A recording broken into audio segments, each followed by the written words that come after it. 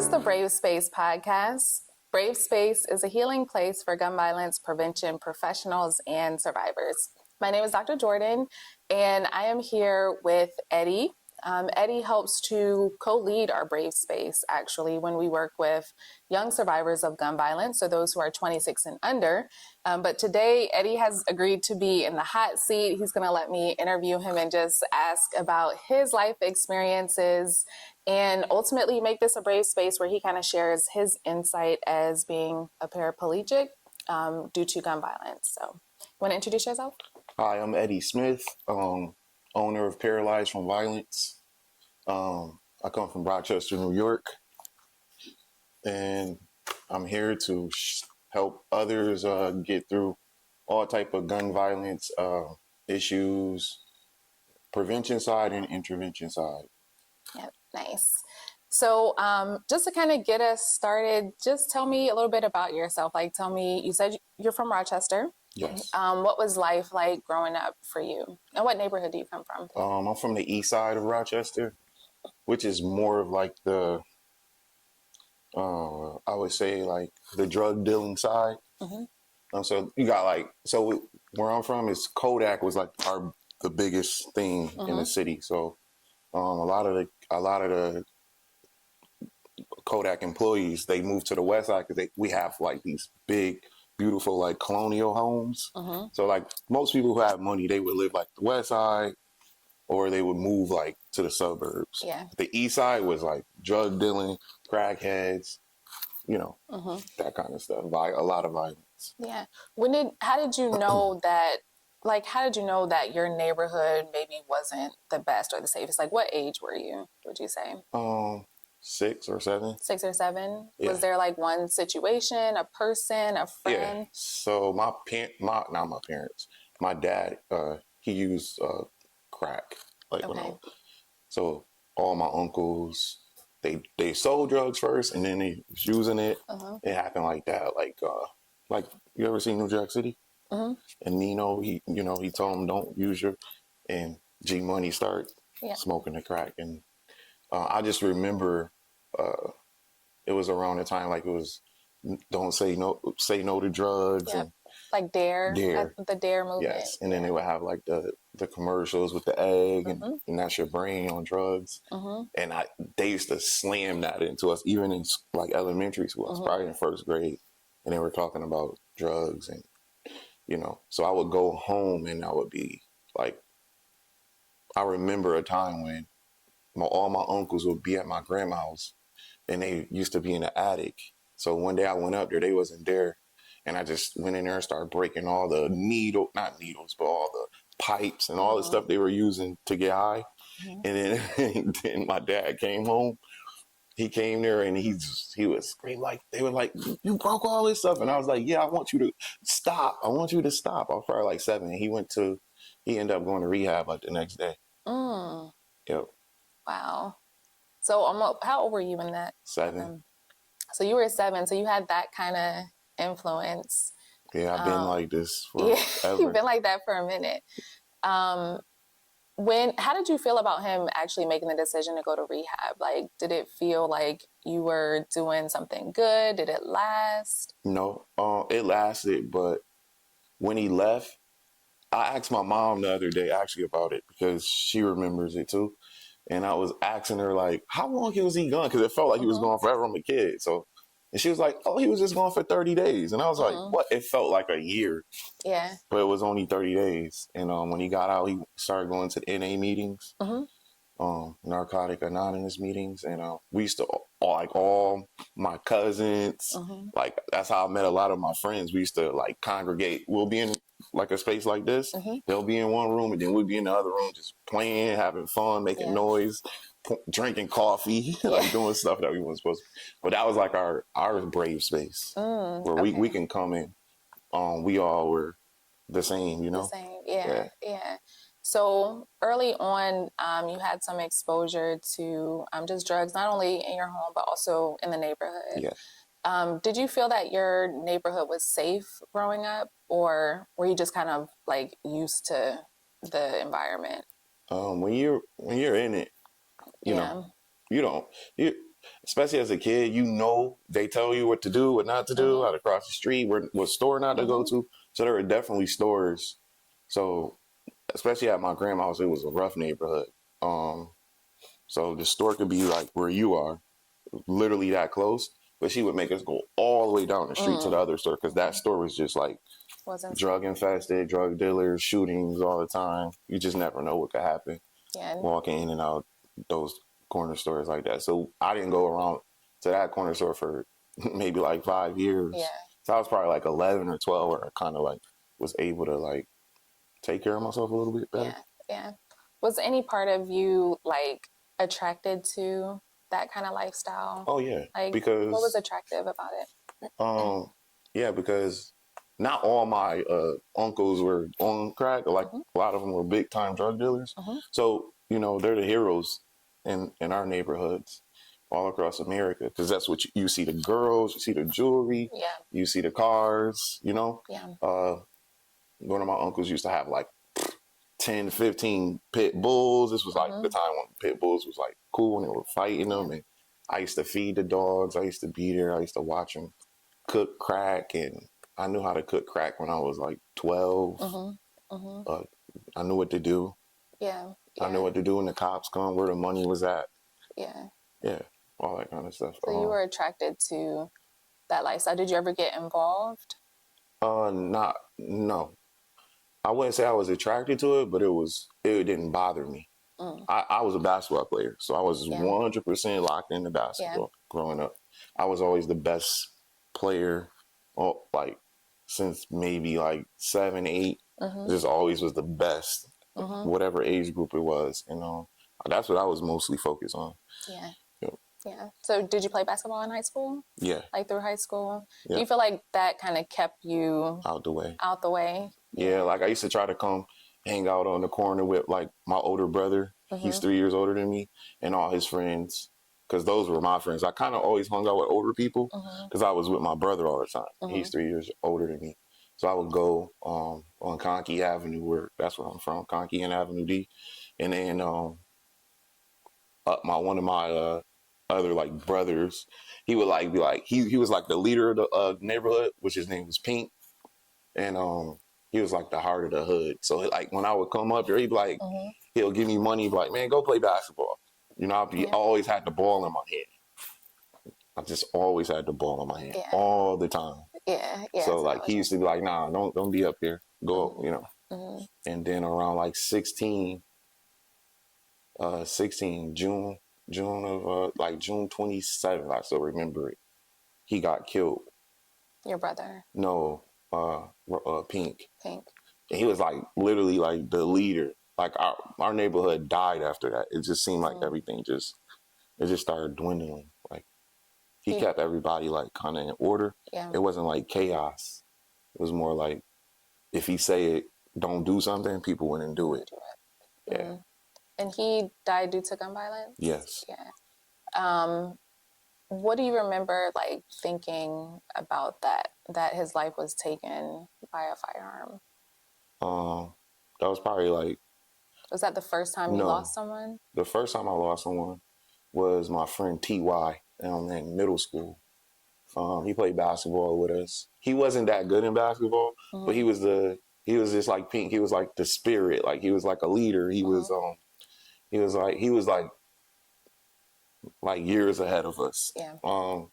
He also was in the streets. His mom was a big drug dealer, and he would come to school with all the 8-ball jackets, Averett gold fronts, all the clothes, mopeds, and we didn't know. We just, he was just cool to us. And I remember we had a game, and then we all would catch the city bus home. But most of us would have to take two bus rides, so our coach would give us 2 tokens. And back then, tokens were like worth money, like they were like $1 a piece. And I remember I didn't need it because I lived on the east side where my school was. So I before I got off the bus, I was like, "Yo, you want here, man? Take my token." I just remember that was the last thing I said to him. And then the next morning we went to school, and everybody was like congregating around in a circle. And I'm like, what's going on? And it's like, they saying TY got killed last night. And we just like looking through the door, just waiting for him to come through. Yeah. And he never did. And then it was like, oh, it's real. Yeah. That was like changed my life, honestly. Yeah. That made me, that's how I even built my own relationship with God, because I was scared. I couldn't sleep. After losing him. Yeah. Like still to this day, I realized like why I sleep with the TV on, because then I couldn't sleep without the TV on, because he lived right around the corner from me. So I just used to be like, they had like all these news reporters coming, and the guy who killed him, his name was the Red Devil. That was his license plate. And what happened was his mom was dating the guy, and he must have gave her some drugs, and she didn't do something right with it. And he tied my friend TY and his nephew, which was 2 years old at the time, back to back, like execution style, and shot him in the head. He stabbed them, the girls. It was his two sisters and his mom. He stabbed them up, but they didn't die. But I just remember them just like plastering all over the news. And I couldn't even walk that way. I would have to go all the way around. Like I would take an extra 15 minutes to go the other way, because I couldn't walk past his house. Yeah. Yeah. Yeah, and I used to be scared at night, every night. Were you afraid that that same thing might happen to you? Definitely. That was like my first initial introduction to, I could die. Because he was our age. And it's like, usually you think people die when they're older. Yeah. But we were 12 and 13. You don't really supposed to be thinking about dying. Yeah. Yeah. So. Did you understand, do you feel like you understood the circumstances as to like why he died? Not at like the time. At that age? No. Yeah. But like looking back at it, you can kind of understand better? No, because it was kids. So I still don't understand it, but I understand the situation. But I can't ever, come to the realization of like why it happened. You killed, execution style, like, and I remember that word, like execution style. They like the news even like made it worse, just with the, the verbiage. So we don't need to. It was too graphic. Yeah, way too graphic. Yeah. Was there so outside of him and Pink, did you lose other friends to gun violence? Just up? People I know, people from school. Like I had people at my middle school. My middle school was like the worst middle school, because we had a game. We had a game called SRT. It was the biggest like kid gang. It was probably like 300 or 400 of them. But I grew up around them, so I kind of always was the basketball guy, the cool guy, with with the nice clothes and stuff. And I always was able to maneuver through. But that school was horrible. Yeah, and they had a gang called a girl gang called Lady Mafias or something like that. And they used to beat up all the girls. And I remember one of the girls they killed the girl, jumping her. Stuff like that. That would happen all the time. One of them, I know somebody who was 14 and got a life sentence. He's still in jail right now. Did you, like, at what point did you feel like this isn't normal? Like this way of living or these circumstances? Like, at what point did you say, like, I don't think this is normal? Probably when my friend TY died. When he died? Yeah. That was like a rude awakening. Yeah. To it. Did you ever question, like, if you needed to move, or did your family ever even question if they needed to move or change neighborhoods in order to keep you all safe? We always stayed around, but we always stayed on like a street where it was kind of nice. Yeah. And then when I was like 11, I don't tell people this, but like when I was like 11, I ended up going to a foster home for like 3 years. And my my mom, like where the foster home was, I still was in my neighborhood, so it wasn't like I never left. It was like I never left. My grandma, she was a very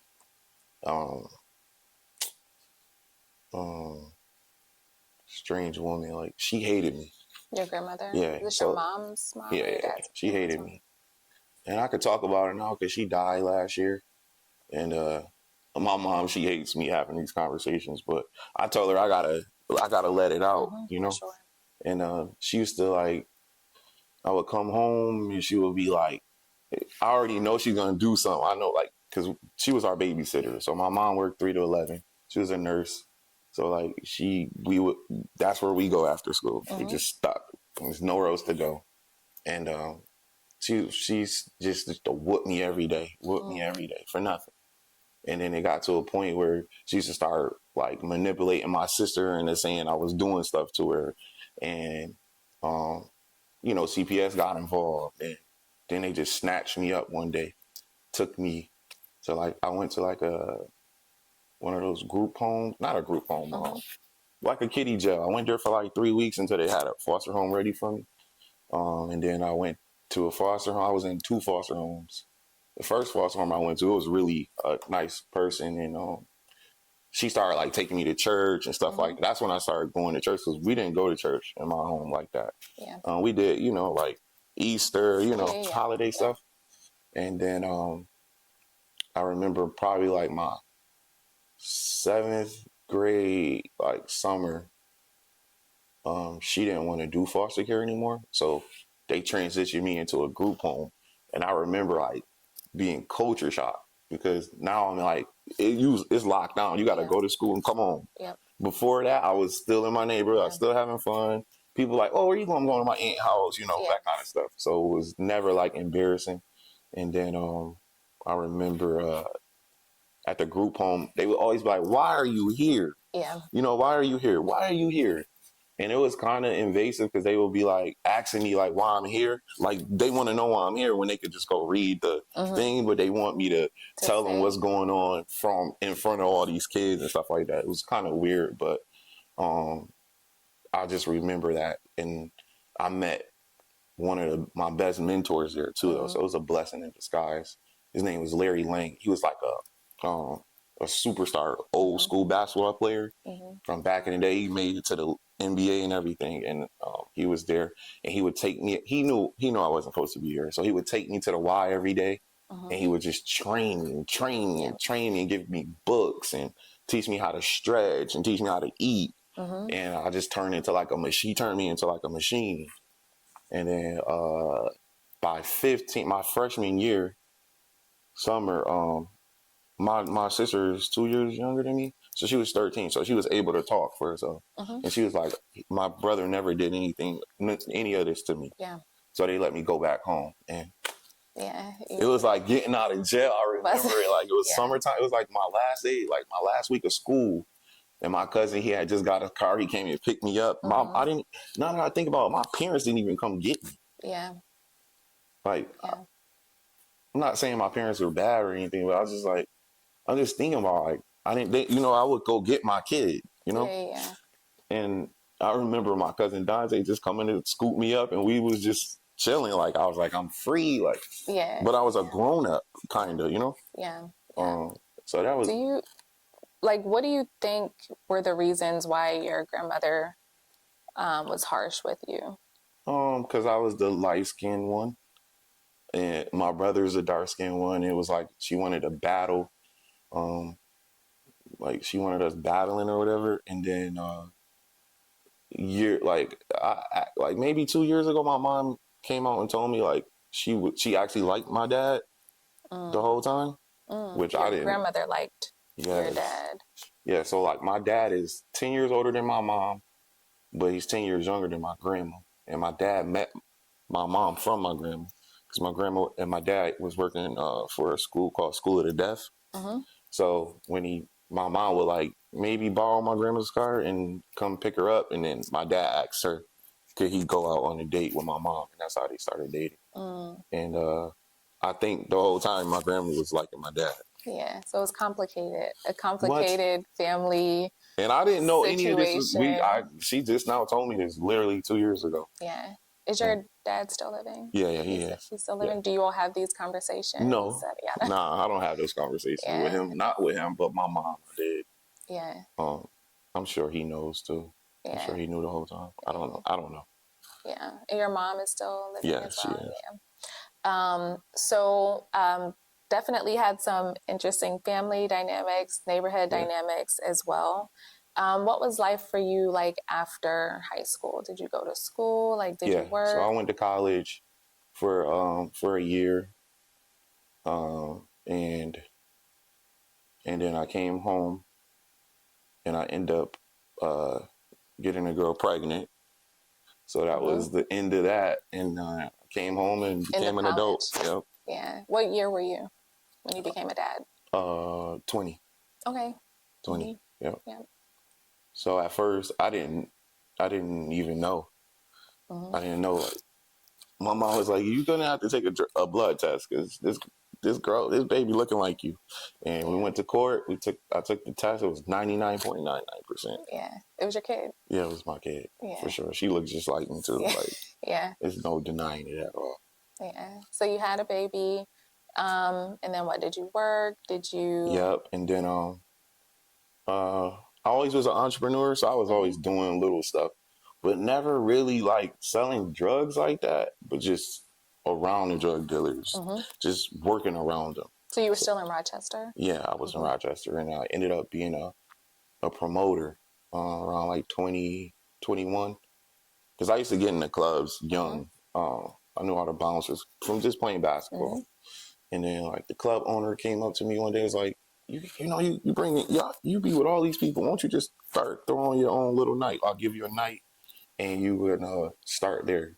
And those nights start going crazy, start going from 1 week to every week to managing the clubs to Then I started doing big concerts, promoting stuff like that. So it sounds like it was an exciting job for you. Oh yeah, Yeah. that was probably the funnest time of your life. of life. Yeah. Yeah. So tell me about maybe like the months or even the weeks leading up to the time before you got shot. The months. So what happened was, it was a couple of things that happened to even get me to even think about selling some weed. So I was married, and my ex-wife at the time, they owned a daycare, and the daycare shut down. So we ended up having, like now it's like the money got short. So it was like, all right, what you gonna do? And then my daughter's mom, who that I didn't marry, she ended up like taking me back to child support because I was making a lot of money, and they start taking like half of my check. So now I'm like, okay, you got some decisions to make. And I always grew up like my family telling me, you got to do what you got to do. You're a man. You got to do what you got to do. And I always tell kids, I tell adults now, like, don't do what you got to do because you can end up like this. Doing what you got to do means by any means necessary, and that's not real. Like, that's not realistic. Don't do what you got to do. Yeah. Yeah. Because you can die, or you can go to jail, or you can be paralyzed, and then you be kicking yourself like, I should have just been patient and wait on God. And I remember we were going to go to Hawaii, so I was like, all right, I got to get some extra money, and I want to make sure everything is taken care of. And it's Hawaii, you're gonna need at least $15,000. I was taking me and my ex-wife and my two kids at the time, so that's a lot of money. Yeah. And that's all I was really thinking of. Like, I want to make sure we have a good time. I want to make sure the bills are paid. And I wasn't being patient. And I always wait. That was like my only time I ever been impatient. I usually am really patient and like, it's gonna be all right. I don't never get like too low or too high. I kind of just be like, all right, it's gonna be all right. But for some reason, I was just rushing. And I even remember 2 weeks before the shooting, I was going to sell some drugs to somebody, some weed, and I got like a weird feeling that I had never got before. And A feeling like, you mean like physically you felt something, or it was just like a gut feeling? Or yeah, what? like a gut feeling. I always listen to my gut. That's how I made it 31 years of being in one of the most dangerous cities in America. and doing what I'm doing and being visible. Mm-hmm. Wasn't like I was hiding. I was really, everybody knew I had money and everybody knew what I was doing, Mm-hmm. you know, Yeah. leaving the clubs with bags of money. And I remember I was leaving, I did a concert, I think it was like Nas' last concert that he did in Rochester. And I left out, I was leaving alone, so I didn't have security. I was walking to the car, probably had like $10,000 in my bag. And God was like, you're done. Don't, no more of this. Mm. He said, the next time you go back into the streets, you're going to get robbed. Mm. The next time I went back in the streets, it was probably like, that was 2014. I got shot in 2018. Mm. So there was a period of time. Were you selling drugs in both 2014 and 2018? No, but that was still a street thing. Like, Yeah. throwing concerts, drinking, Yeah. you know? Yeah. Yeah. And I was supposed to be, the dynamic is my wife at the time, her parents are pastors. Mm. So it wasn't looking good for me to be Yeah. there than there, Yeah. you know? Yeah. Even though I was taking care of our family with it, you know, or trying to. Mm. And that was the deciding factor. Like, are you going to be with this family? Are you going to be with me as a family? Mm-hmm. Or are you going to be in the clubs? Yeah. Because we can't do both. Yeah. And you can't. So I chose the family. Yeah. You mean like around 2014? Yeah. You chose your family and then... Yeah, and I got married at 2015. Mm-hmm. But I had been with her since 20, so I've been with her for 10 years, 9 Mm-hmm. years at the time. Mm-hmm. Mm-hmm. And I was like, all right, it's time to grow up. I was like 28 when I got married. I was like, all right, it's time to grow up. Yeah. Yeah. And I got I had an HVAC, I had my HVAC, went and got my HVAC license. And then I was working, doing good, you know, doing little, it was like 2016, I started making a lot of money, unlocking fire sticks and stuff like that. Mm-hmm. Before you even knew what a fire stick was. It was like, those fire sticks was like $180 I could sell them for at that time. It was $30 things, and I was killing them. And I remember just like, okay, I'm finding my little way through. And then, so once that child support thing hit, I was like, all right, I got to get some extra money. And I had a close friend, who lived in California. Mm-hmm. And he knew somebody that had a grow house. So Mm-hmm. he was just sending me, I didn't even have to give him anything. He was just sending me 10, 20 pounds of weed at once, you know? Yeah. And when you made the decision to start getting weed from him, did you feel like this isn't right, or you kind of had that feeling of like, I really shouldn't be doing this? Yeah, because at the time I was the armor bearer at church for my pastor. So when I decided I wanted to be to get that extra money, I stopped. I stepped away. I was like, I can't be up there.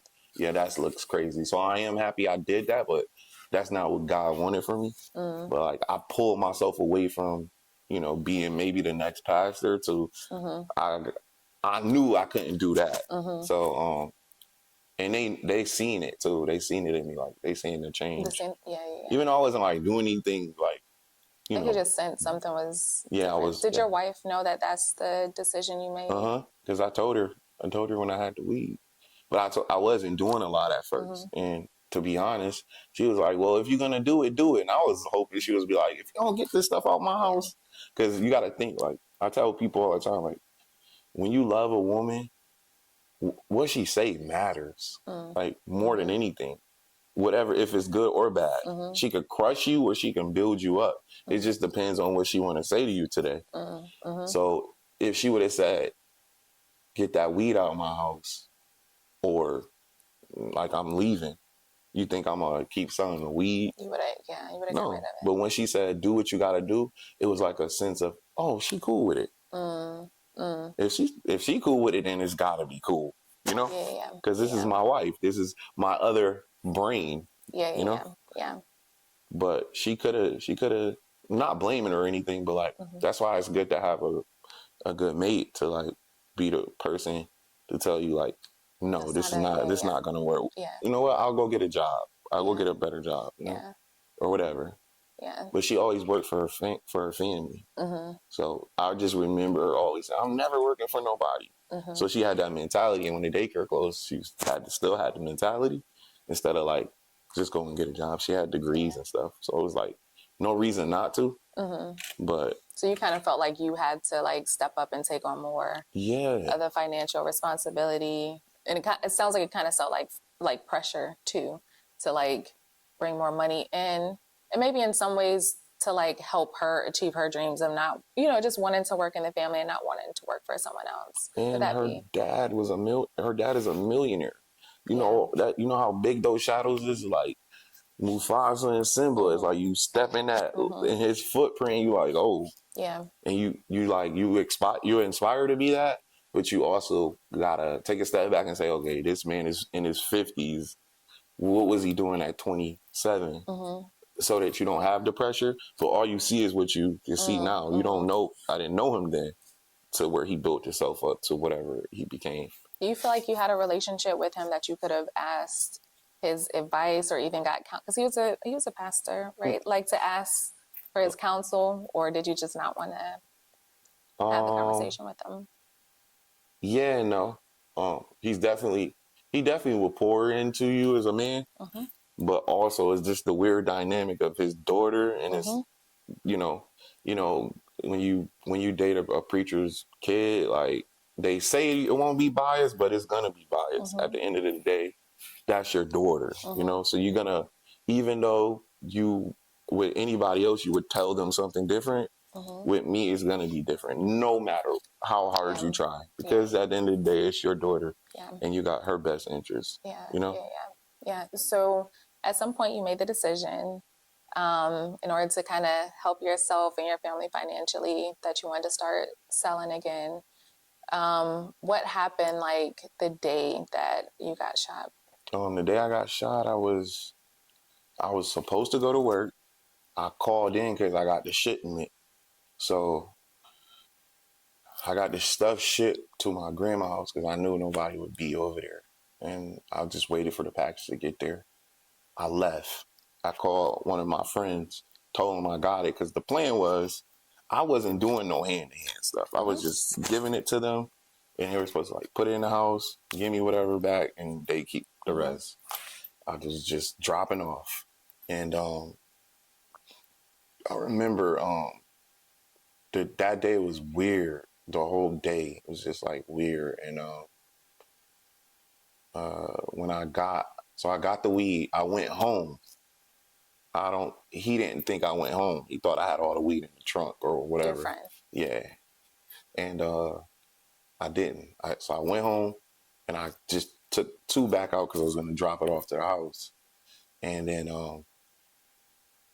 he was like, yo, it's a lick for you or whatever. Like they were calling like, yo, I got, let me get a pound or whatever. So I pull up on them and I'm telling him like, yo, I got a lick. He gonna usually come with me every time. But this time they were like, nah, we gonna be right here, which was kind of weird. But I wasn't thinking like that. I was rushing. Like I said, I was getting ready to go out of town. And I'm like, I gotta get this money real quick. So in my head, I'm like, I'm just tripping. So I was just like, I'm gonna just go somewhere with cameras and it's visible. So I end up going to like one of the clothing stores in the neighborhood. And I remember I backed in and I was just sitting there. And then a gold Honda with like the darkest tint ever. They pulled up next to me, and they texted like, texted me like, yo, get in the car. I'm like, I ain't getting in that car. Like, you come get in this car. And then as soon as I said that, guy was like, pull off. Like how me and you talking. I heard him like that. Say pull off. Yeah, literally like pull off. And then did you pull off? Yeah, he was like, go home. So what happened was one of my other friends, Cougar, he called me because I was going to give him some weed. He was just like 3 or 4 streets over. This is all the same day? This is all like in the same 20 minutes. So I was like, all right, let me just go over here and drop this off to him. So he get in the car, we talking. I didn't even tell him like how I was feeling. But he called me like, yo, let me get that weed. I'm like, nah, I got Cougar here. I feel a little better because Cougar really, really in the streets. And I think too, with Cougar being in their car, it's probably why they probably was scared of him. Because I think if I was in the car by myself, he probably would have just took it. I ain't got no gun on me or nothing. I'm just here to get the money. you know. But I guess with that dynamic of him being in the car, which it's not his fault, it's my fault. Because he ended up getting shot too. So I blame myself for that a lot. But yeah, so I was like, I told him where I was at. I was like, come on, now I'm in my neighborhood. I'm feeling good. I'm good. Your neighborhood is, and you were going to go home. Because you said God told you to go Well, home. yeah, I lived in the suburbs, so I would never do anything nowhere near I lived in like the most expensive suburbs in the city, Webster, New York. So I was just in my actual neighborhood where I was from. And when he pulled up, for some reason I just felt like nobody's not gonna do nothing to me. Yeah. And I got those friends that you like, all right, now if you touch him, it's gonna be an issue. Like I have those type of friends. So in my brain, I'm like, nobody not gonna do nothing to me because they're not that crazy. Plus, I ain't doing nothing to nobody. You know, I'm the last person you would suspect to get shot. You know, just from my contribution to the city, from training kids, basketball, and camps, and I'm the club guy. I'm getting people in for free. I'm giving them drinks. I'm that guy. So I never thought somebody would want to harm me. Not that way. Maybe for messing with one of their girls or something like that. That's what I always thought. That's why I got married. Because like, I can't be messing with these people, girls. They love their girls. I would always see these bad, like, these situations where a guy got caught in a girl house or something like that. That's how I thought it would be. Not from nothing else. So he started walking towards the car. We sitting in the car. I'm not even paying no attention to him. Really, I was in my phone, I think. I was so comfortable. Yeah. But when I was by myself, I wasn't comfortable at all. So that was weird. And then Cougar, right before when he started walking, he had a little hoodie on, short dude. He had a hoodie on, a red sweatsuit, and he had his hands in his hoodie. And Cougar, like, he walking like he got the strap, but he ain't say it like, yo, I think he got a gun. Like, Cougar let him get behind him. Cougar in the street all day. Cougar had been shot before. He had been shot like 3 or 4 times. So he didn't alarm me to it, you know? It was just more like, oh, he got the strap. Well, we in Rochester. Everybody look like they got a strap. Yeah. It's just a look. It's just Rochester. So he got in the car. First thing, you never let nobody get behind you. Because now they got you. You can't move. So he got in the car, and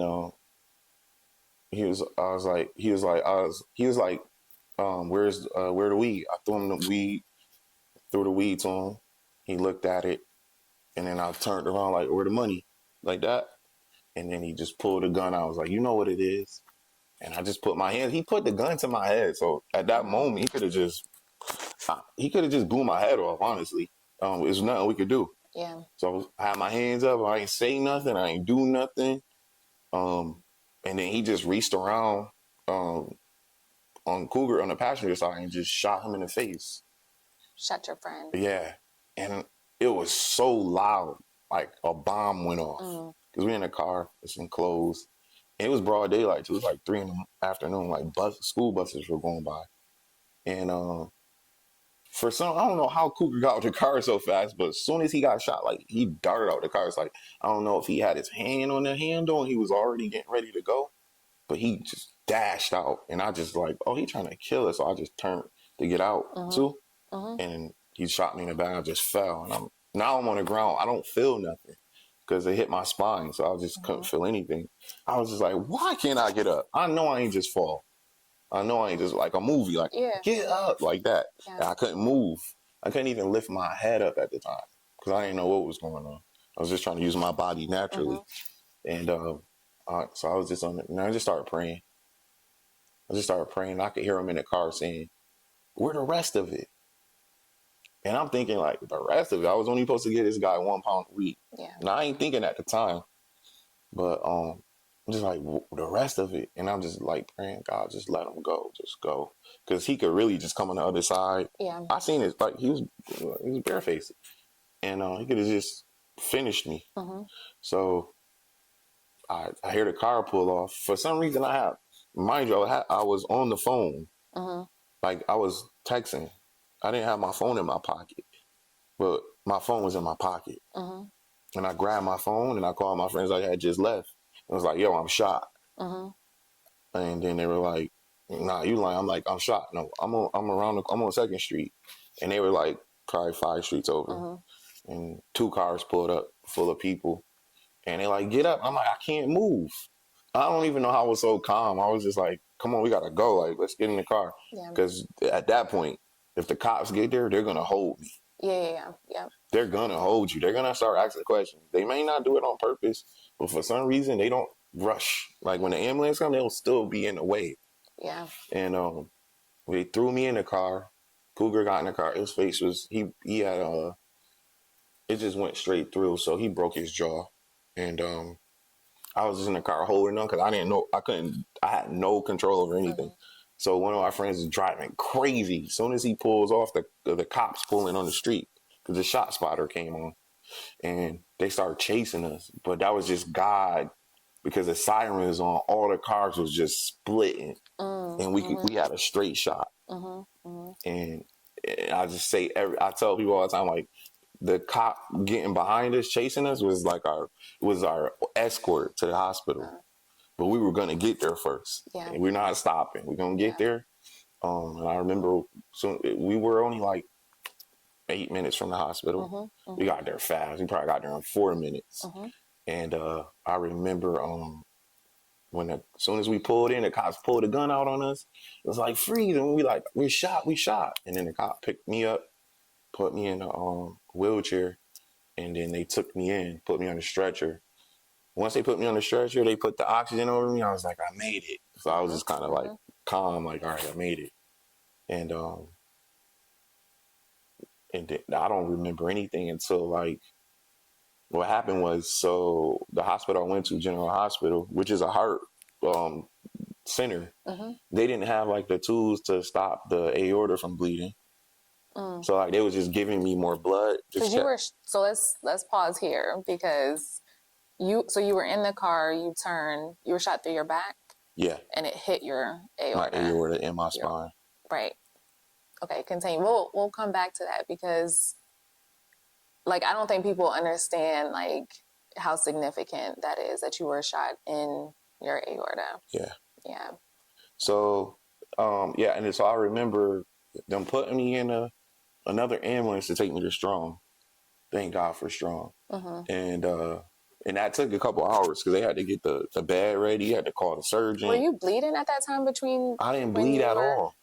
I didn't have not one drop of blood on my clothes.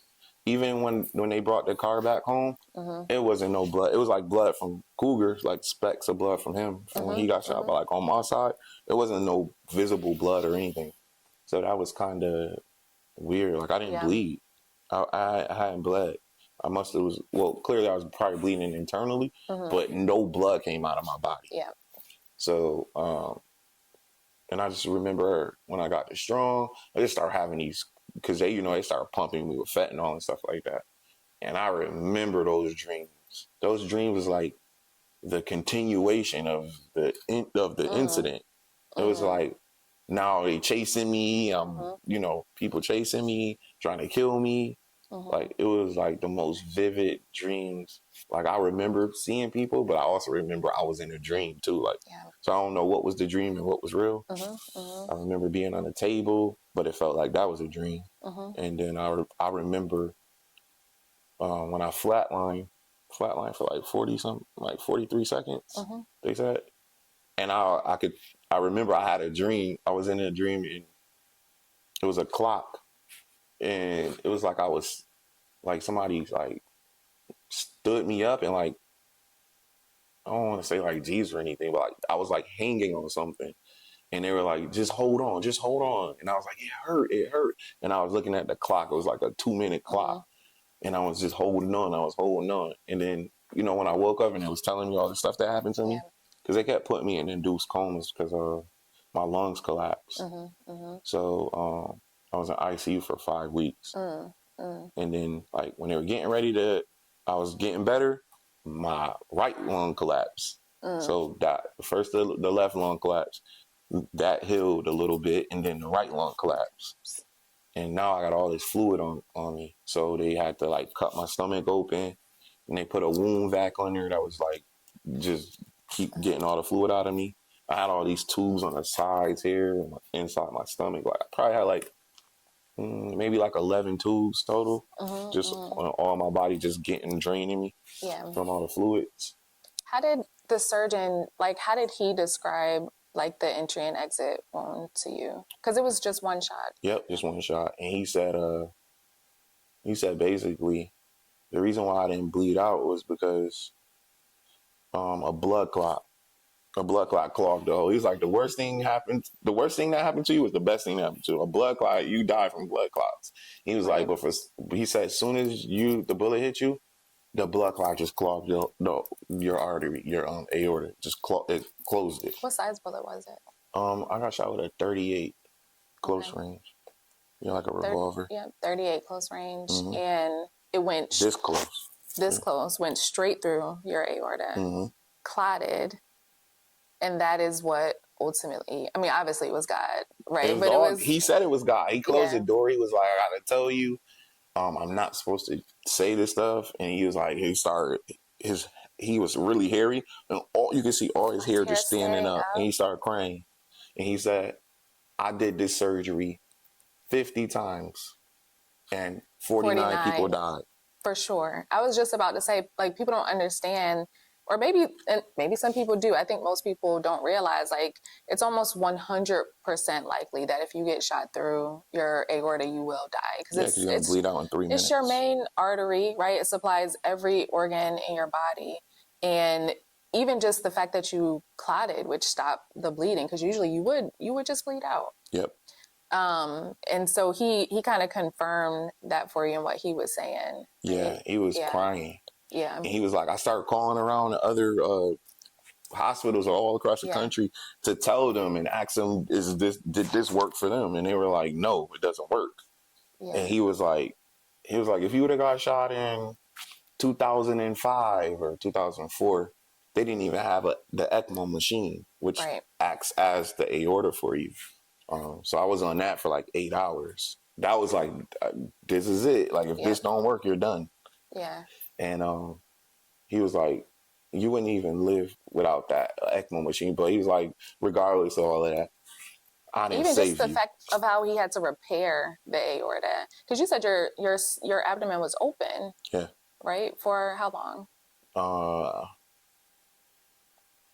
Maybe like I got home. So maybe like 3 months. 3 months, yeah. Yeah. I mean, even just not only like the bullet going through the aorta, but also just getting through like all of the risk for infection, the complications, like your lung collapsing. 2 lungs collapsed. Both lungs collapsing, and still being able to recover, like, is 100% a miracle, for sure. And he also said that I guess they were telling my mom that I could go brain dead because the aorta also, it transfers the oxygen to your brain too. What point did you realize that you were paralyzed? It's weird because when I was in my dreams, I knew I was paralyzed. Like when I woke up, I wasn't thinking about it at all. I was just happy to be alive. And no one told me I was paralyzed. They didn't tell me till the doctor came in. And that was like, I was in ICU for 5 weeks. So like that 5th week, when they started taking all the tubes out my body and out my nose, and I had to like breathe in that little oxygen thing to get the ball up. Oh my God, that's the worst thing ever. And I kept getting a high fever. Like my fever was like at 103. I guess that was from coughing maybe. I was getting UTI. I don't know. But I remember they would have to put these cold old blankets over me. And like, I'm talking about the most coldest blankets ever to like chill me down. But I was up, like put me back to sleep. And I used to just tell my mom, like, Mom, I'm cold, Mom. And she was just like, hold on, they would lie to you, say, we're gonna do it for a couple of minutes. And it'd be like 2 hours of that. And then so it was like 5 weeks when he told me, because my mom didn't tell me anybody. I'm sure they probably told them not to tell me. And you weren't aware that was the case, that you were paralyzed? I just thought I had just had the surgery. I was Just like, needed time to recover. yeah, And it was too much going on. Like me yeah. being, inducing me in a coma. I was just up. I didn't even have time to think because they kept putting me back to sleep. Because I guess, when you wake up with tubes, you pull them. Yeah. It's the first thing you do. Yeah. And I did. I don't remember doing it, but they said I like grabbed, I started grabbing stuff. When they first told you that you were paralyzed, like what's the first thought that came to mind? I didn't believe it. I didn't believe it. Thank God I had my in-laws are, pastors, and they praying over me, and I just was, I always had gospel music playing in there. I never was sad. So I can't even sit here and like give you a moment where I was like, oh my God, I'm paralyzed. I didn't care. I just was happy I was alive. I could see the kids, which I didn't see my kids. So I got home. They didn't let them come. So they would FaceTime me, but they were like, if he died, cause I was bad twice, like on the verge of hours away from, hey, if this don't work. Yeah. And then, so, first time I seen everybody was, my birthday was March 23rd. And I was like my third week of rehab. I was in rehab for 3 weeks. I was supposed to be there for months. I left in 4 weeks. And they would come in my room and be like, hey, because I was always up on time. I was going to rehab. I was going to OT and PT. I never didn't go. I like when they first started putting me on the diuretic medicine, I was getting like a little sick, but I still was going. But they ended up coming in my room and be like, hey, can you go to this other room and talk to this other person? I'm like, why y'all want me? I'm paralyzed too. Yeah. But they could see it. They could see that. Because they were like, so I would go in the room, like, man, what you doing, man? Get up, come on, let's go. Yeah. So you were encouraging other people while I was in, Yeah, while you were in your situation. I didn't even know how to push the wheelchair yet. Yeah. Because they give you that big old chair, you can't really push that thing out. So I didn't even know. I didn't have balance. I didn't know how to put on a sock. I didn't know how to use the bathroom. I didn't know how to use a catheter. And they like that last week they just started showing you all this stuff, and you like, what? I gotta do what? You got to take a catheter and stick it inside of you, inside your pee hole. And it's like, this is crazy, Yeah. That was like the worst thing ever. And what's the level of your T10? T10. And is it complete, incomplete? It's complete. Complete. It's complete. Like, what does that mean if you had to describe it? That means your spine is severed completely. There's no attachment when they look, So the bullet went straight through my spine. It's only a little piece, but it's like like a bridge. If something fell off the bridge, you can't get across. Yeah. So but your body could find another way around. You just have to. When you go to therapy, they have these different like receptors and electrical stimulation, and it's trying to send a signal from your brain and try to find another way around while you're still living and regenerating your body. Because you just, we on God time, so. For sure. So what is day-to-day life like for you? Like, what are some of the biggest challenges of being a paraplegic? Getting up out the bed, because sleeping. Sleeping is the worst time of the day.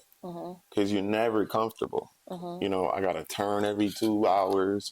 At this point now, it's just like, I just turn. I'll probably be half asleep when I'm doing it, but I'm not ever like in REM. Like fully asleep. I'm never fully asleep because I always got to turn or I'll get a pressure sore. You lay on one side, naturally our bodies, when we feel uncomfortable, we just turn and toss and turn, whatever. But me, I have to literally wake up, grab my leg and turn the other way, put the pillow behind my back that way. Because if I just turn and went to sleep, I wake up, I'm going to have the worst back pain ever. Because I'm just fighting with gravity the whole night. Yeah. So I put a pillow behind, I sleep with like 5 pillows. Yeah. So sleeping is the worst. And you getting up in the morning and having to use the bathroom. Because it's very it's a lot. Especially when you're doing a number 2, you can't naturally do it. So you have to do, stuff like, you got to stick your finger in there and get it out. And it's like, that's like the worst. That's every day. That's like, oh, I'm paralyzed. It's probably the only time I feel paralyzed when I have to do that. It's so is it's the worst. Yeah. What helps you kind of like get past those moments? And like what advice could you give to like a young survivor? Maybe in their first few months or their first year trying to figure out like how in the world am I going to do this? Because you've been paralyzed for 7 years. Yeah. So how in the world am I going to do this, every day of my life moving forward? You have to have something going on. You have to have some goals. You have to want to do things. Yeah. Like naturally you need to be like that. Anybody can be lost. There's people paralyzed mentally. For sure. That's worse than me. So for sure. Being paralyzed mentally and being paralyzed physically is like you're not gonna make it. Yeah. Most, especially adults who get paralyzed, who've lived a life and they know what it feels like, and they know what sex feels like, and they know what it feels like to run and jump. When you're a kid, you haven't lived that long. Right. To feel like how great life is, you're still trying to figure out life. Yeah. But me, I got shot at 31, so I lived a full, probably 3 lives, as much fun as I had. And for it to stop like that, you gotta have something going on. They say like 75% of people within 3 years they kill themselves. In my situation. Really? And I was very conscious about year 3. I'm like, I made it. Yeah. I never felt like, I never one day was like, I'm done. Never. So you never felt suicidal? I've never been depressed. You feel like that has a lot to do with your faith? Yeah. I put it all on God. Like now that we talk about it, like I can go, because all through my life I was just like, why was my life so hard when I was a kid? So God give you those hard times so you can resort back to what you did to get through it. So I was like, it's like preparation. It was preparation. That's exactly what it was. So I was like, why at 11 was I had to go to jail? You remember like when you were a kid and you watched movies of people going to jail and you be sad for them? Yeah, you never think that and it happened to me. Yeah. So I was just like, why did that happen? Like, why did that happen? And it was that. Yeah. It was that. And I was just like, oh, God was training me. And I've been tough the whole time. Like I've been resilient all through life. And that was just the preparation for this. So it's just like, all right, I made it. I did that as a kid. What's worse than that? Getting taken away from your mom and your dad, and your brother, and like and your sisters, and Christmas, and you not with them. Yeah, sure. But they down the street, but you can't go there because you're banned from going over there. Yeah. But you could see them. So mentally, you had to be tough to gotta be go through all of that, and then even now, you could be tough, or you can. I could have been a bad kid. I had plenty of opportunities and excuses too, to just lash out and be angry and go through, my teens like I'm angry because it happens. Yeah, for sure. Especially when you didn't do anything. It's like you got these people looking at you funny in your family. Like, okay, Eddie, now when you come over, they give you the talk and stuff. And you like, what? And but most of my family knew I didn't do anything. Like, but I just always be like, why would my parents let my grandma do that? Like, why would they constantly let me go back over there if I'm telling them what's going on? Because this went on from 8 years old. I didn't leave till 11. So for 3 years she was abusing me. And I would tell my mom, and she would just like act like, it's okay. Like you get whoopings, and it's like, no, I'm getting whooped for no apparent reason at all. Yeah. So I had to go through that, and that's the only reason. I don't know. I think that's why. Yeah. So just kind of all of your life experiences leading up to. Yeah, but God, for sure. For sure. Because I didn't know God until I went to the foster home. I didn't know anything of, just regular, God. But I actually was talking to God. Because you started to have a relationship with him, and it sounds like he was present at all these significant moments in your life, just kind of speaking over you and giving you direction. Yeah. Then it's always us. Like, it's always us being disobedient or not following like what he says, even when we hear him speak. And I think I don't know, like maybe like how would you advise a young person in those situations? Because I feel like a lot of young people are moving away from the church or moving away from like having a relationship with God. So I always, like I tell people, my slogan is God's the greatest, and it's on the back of my neck. But like, I know, like, there's no way I could be here and be yeah, positive without a positive inspiration. yeah, Like, you can't be positive without positive people around, and someone speaking over you and keeping you connected to who you really are, who you're supposed to be, and finding your purpose. And God is like the center of all of that, or whatever you believe in. But you got to believe in whatever word you want to use to say God. yeah, You know, you have to. Like, yeah, it's the only way. Your way don't work. yeah, yeah, You know, because I always listened. It would be times where like, Eddie, I could be having like a big party, and God would speak through my mom and say, she'll call me and say, Eddie, I don't feel right tonight. I always listen. I always be like, all right. Because when I was like 16, I started realizing when my mom said stuff like that, just listen to so I listened, and something always happened to my friends every single time. Yeah. So as I got older, she would say, I'm having a funny feeling. And it could be the biggest party of my life. yeah, I stay home, yeah, you know? But this one single time I didn't listen. And that's what I say, like, always go with your gut. yeah, It's not you, you're not scared. It's not you. It's not you. It's not you talking to yourself. It's yeah, God. God give us receptors, and you have to pay attention to when he hit one. And you gotta be like, all right, oh, that's not me. yeah, Because yeah. you get And it's confused with protection. yeah. I think sometimes we see it as like punishment. Like I don't get to do this or I don't get to do something I wanted to, but it's really protection. And I think just kind of being able to remind ourselves that it's actually protection. That's definitely what it is, because you always gotta be like, all right, like, like when people be rushing places and you be like, oh, I'm gonna miss, if you miss the date, if you miss the event or something, it was meant for you to miss the date. Yeah. If you come outside in your tiger flat, Yeah. God's stopping something from happening to you. Yeah. You just gotta think of it like that. It's how you change your perspective Yes. in a lot of ways. You have to. So you mentioned you're like feeling like God had a purpose for you. Is that part of your organization, and that's Paralyzed from Violence? Can you just tell us what it is and what you do? So Paralyzed from Violence is my organization, and I mainly focus on people who've been shot and paralyzed from a gunshot wound. But I came up with the idea because I did join another organization, which I'm vice president of, United Spinal, and that's just for all people who have spinal cord injuries. It can be from fall, from diving accidents, car accidents, so on and so forth. And it was a big gap from grants, from just support.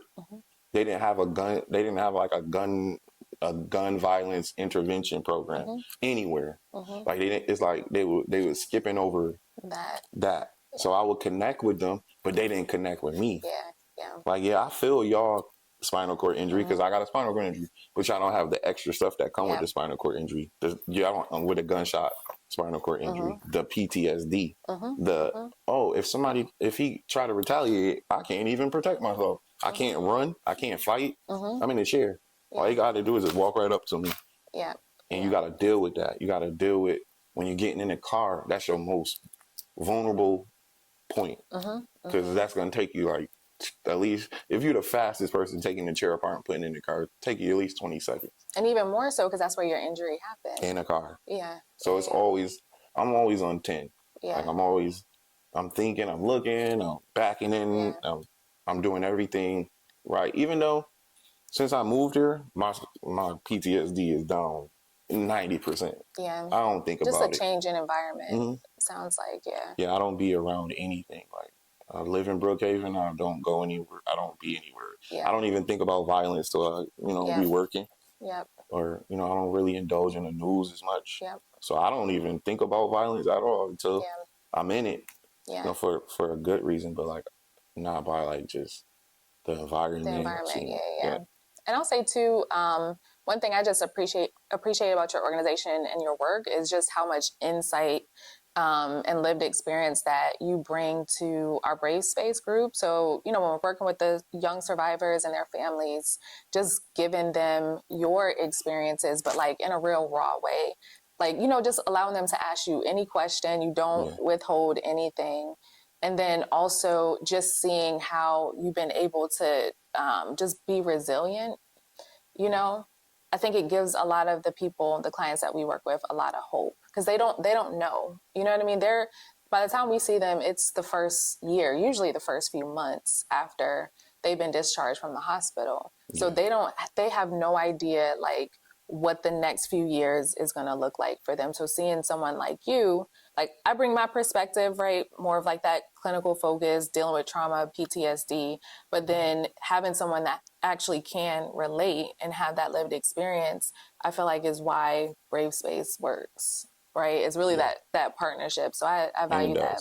Yeah. And I appreciate you guys like bringing me on. Like it also gives me a time to let out too, because I don't talk to people about my situation. I'm always helping other people in their situation. So I did when I did start, and I was like, oh, this was therapeutic for me too. Yeah. Because I can say the things that I think about and the things I want to talk about, and also help them. So it's like a win-win for everybody. For sure. And this is like this should be like nationally like copied. Like there should be Brave Space Atlanta, Brave Space Rochester, Brave Space California. Absolutely. And it should, like, because no one can tell you how to feel. I don't know, doctor, like the doctor came in the room. He didn't have really any. They never told me anything. Like, especially with the spinal cord injury, they don't really have any information. It's like one of those things, It's just like we don't really know what to do, Yeah. It's like one of the most mystery injuries. Yeah. Even though they do so much research on it, it's just they can't figure it out. Yeah. And so it's like, what are you gonna do besides just pray, hope one day you make it through, and still keep living, And I always remain myself. Yeah. And I remember like struggling with trying to be Eddie. And then like pre-injury Eddie. Yes. Yeah. So around 2023, I was back with God again, and I was doing fine. And God was like, he told me, he was like, I don't want you to be that guy. I want you to be the wheelchair Eddie. And I need you to embrace it. And once you embrace this, I'm going to bless you. So that happened. A week later, I went to a church that I'm a member of now, Dream Center. And the pastor, I went up there to join, and he just stopped and was like, "Who are you?" And I was like, "What?" I was looking around like, "Who are you talking to?" And he was like, "You, who are you?" And I'm like, Eddie. And he was like, "No," he's like, "You somebody." He was like, "You somebody." He's told me he had a dream like a week before that he needed to build a ramp on the stage. And he has a friend that's a pastor, and he's in a wheelchair. He was like, "I thought it was my friend that's a pastor." He was like, "No, it was you." And in full circle, we went last week. Yeah. And he was there, and I'm like, this what he was talking about. Yes. And that was just last year. Yeah. And like all this stuff start happening, all like, that's how you know when God is over you. I didn't do anything special. Yeah. I met somebody I met Teos at the gym, and I asked him, could he help me? Because I knew he was like in the activist lane. And he was like, "Yeah, come on." And he took me to a senator's ball. And then I met Jasmine Clark there. I met a whole bunch of senators, but I met Jasmine Clark, and she became like one of my best friends. And she just started pouring into me, and I didn't know how she was even having time, because she's a professor at Emory. Yeah. And then she ended up getting another position at Emory. Now she's like over all of the other professors, and she's also House representative. So I'm like, how is she still having time to help me? Yeah. And it was just God. And then I met, we ended up getting the lobbyists together to talk to Grady, because I wanted to do something like this. And that's all I wanted to do. And then that's when I met Dr. Randy and JQ. And they started telling me to come to Circle of Safety meetings, and I showed up every time. I did everything. Yeah. I just kept showing up and showing up and showing up. And then It's just all it's kind always of, Black women. yeah. Everything that I'm doing is because of a Black woman. Yeah. Can I say one thing? Yeah, go ahead. All right. So today, I didn't realize I was feeling weird all like for a couple days. Mm-hmm. So today is the day my brother died in 2023, and Mm. I've been holding. Yeah, yeah. Take your time. Take your time.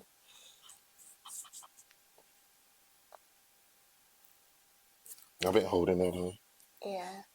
And then I woke up, and my mom was texting me this morning. She just texted me nice stuff like early, like at 1 in the morning. I'm like, why are you up? Mm-hmm. And then I was like, oh, it's the third, so I don't know. Yeah. But my next goal is to, he had they had put fentanyl in his weed, Mm. and they drugged him, and that was when I got depressed. That was the only time I got depressed. I can't control it, You can't Yeah, control death, for sure. so it was nothing I could do. I was in it, and For sure. that was 2021. Like that whole to 2022, I was just like floating, and it was still COVID too, so it was just a lot going on, and I just be like mad because I left. When I came here, I used to tell him, just come here, Yeah. and he just wanted to stay there. Mm-hmm. So that's why I hate going home. It's like so gloomy. Mm-hmm. So, Mm-hmm. Yeah.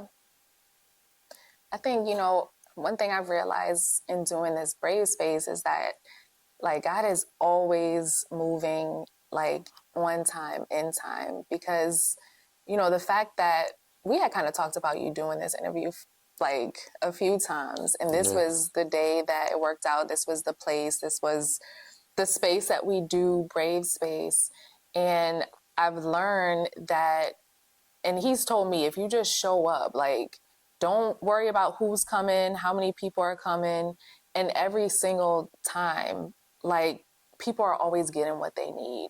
yeah, You know what I mean? It has nothing to do with me. We're just holding space here for people to be able to have conversations and process whatever comes up. And, it is definitely can't be a mistake that today is the day. No, I said that. I said that. I Yeah. said, oh, like when I was getting dressed, I was like, oh, today. Yeah. How did this happen? Yeah. Like Yeah. line up like that because we've been pushing it back. Yep. We've been We pushing both back. been out of town and doing stuff. So Yeah. Yeah. yeah. And I think it's, it's a way too to just honor him through your work. Yeah. You know what I mean? And sometimes we don't know like why God calls certain people sooner than others. But one thing I've been encouraging people lately is, even in moments of sadness, like don't forget that you've had joy. Yeah. Right? Like you've had times of joy with your brother. Definitely. Crazy times. Yes. Crazy times. So even in the midst of tears, just try to remember that. And I appreciate you just being open and just sharing that with I had us. to get it out. Yeah. Yeah. And I'll be good. Like for the most part, I'll just be worried about, especially like my mom. It's just been a lot for her. For sure. Because me getting shot, and then my dad, he lost his leg like a month after leaving from me being in ICU. So he ended up, he has a leg. He had a massive heart attack. I feel like that's on me because he probably was smoking more. He was stressing more because of what happened. So, and then my brother died. Then my grandma died. So I don't even know how she can even function. And you know how old black women are, older black women. They just don't believe in talking. Yeah. So I'm trying to push her to come to the Brave Space or a space, Yeah, any space. Yeah. We would love to have her at the Brave Space. Yeah. So we're working on it. Yeah. Well, thank you again, Eddie, for interviewing with me. And we have 30 minutes or so before our Brave Space starts. Jesus. So we have, again, some survivors, young survivors, so typically 26 and under, as well as their families that are going to join us here in this space. And myself and Eddie, we're just going to pour into them and just hold space for them to process whatever comes to mind for them. So this is the Brave Space podcast. Brave Space is a healing place for gun violence prevention professionals and survivors. We meet, we process, we heal in community.